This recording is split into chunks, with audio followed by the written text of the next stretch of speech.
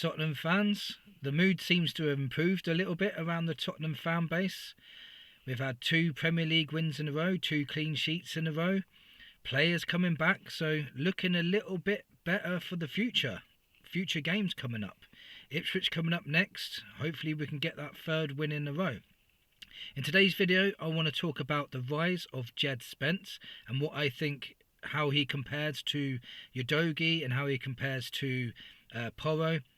And I also want to talk about the hypocrite and the contradictiveness from Simon Jordan, talking about his contradictive comments about James Maddison. And I also want to talk about the agenda bias punditry from Jamie Redknapp as well. So let's get into it. I want to start with talking about Jed Spence, because Jed Spence was not in the side. He came in and under the Conte era. Conte was telling everybody he was a club signing. He had no intention of playing him whatsoever, never gave him a chance, sent him out to on loan. And then, you know, Postecoglou came in. I think there were still issues with his mentality, and maybe we don't blame him. Maybe he was sick of Tottenham because they never gave him a chance. Postecoglou's obviously had a word with him and said, as long as you're a Tottenham player, you're going to get a chance. As long as you knuckle down and you train hard, I'll give you a chance. And I think it took a little while, and I think that's why Postecoglou wasn't using him at first, because he wanted to get his mentality straight first. But because of the amount of injuries we got, he in the end had no choice, had to play Jed Spence, and he grabbed the chance with both hands. Jed Spence now is, in my opinion, our best right back at the club, best right back and best left back at the club. I think it's better than Udogie at left back and better than Porro at right back. I think he should be the first name on the team sheet. He's great going forward and he's good defensively too. He's an athlete. Even Salah had a hard time against him in the 1-0 victory in the Carabao Cup. He is a phenomenal player. He's becoming one of my favourite players now. He is a brilliant player. He's so front-footed. I'm really looking forward to seeing maybe Udogie and Spence, Udogie on the left and Spence on the right, and see how that pans out, because that would be insane in my opinion. Them two marauding forward. They're both on their day very, very good players, but I just think Spence edges it just a little bit. Now, I get this question a lot.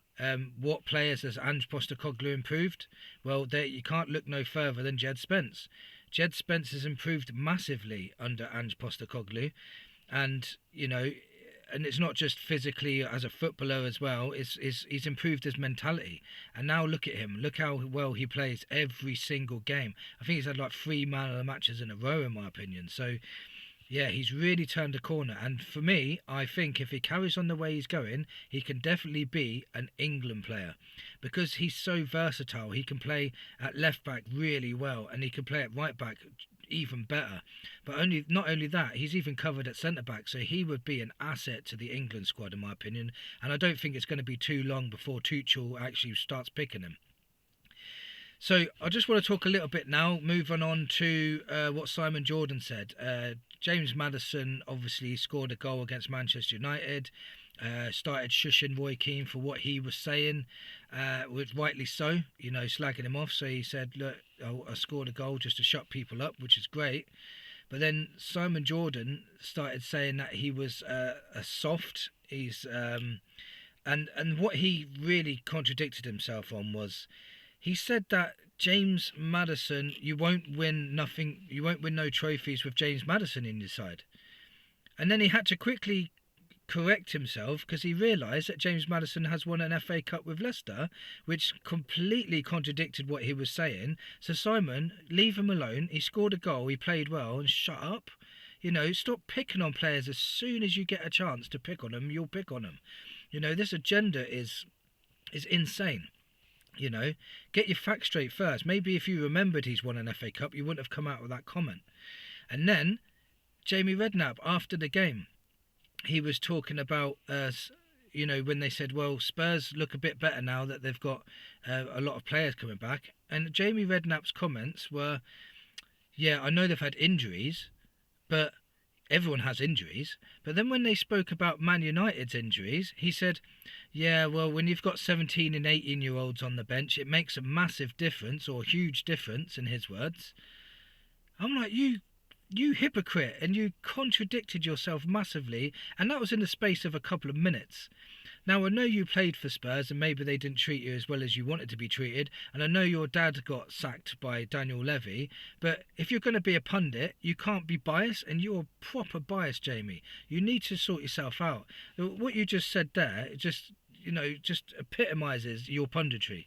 It was rubbish. Again, in the space of 2 minutes, you contradicted yourself.